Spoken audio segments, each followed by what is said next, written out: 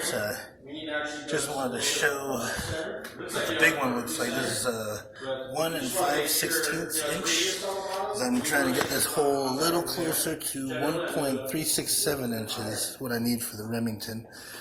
Right now it's at 0.975. I did a 7/8 inch bore on that. So we'll go ahead and start. I already put cutting fluid on the tip of this. Feed it in slowly when we get close. So slow rotation.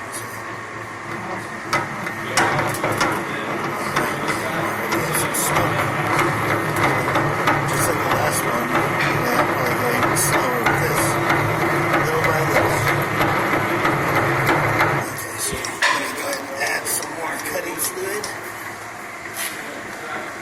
Maybe brush some of that away.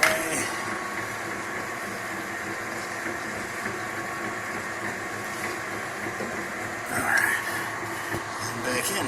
So you can see how this, you kind of need to go real slow, just little by little.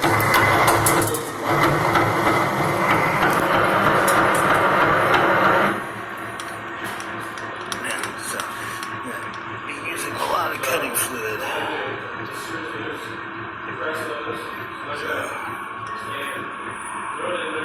So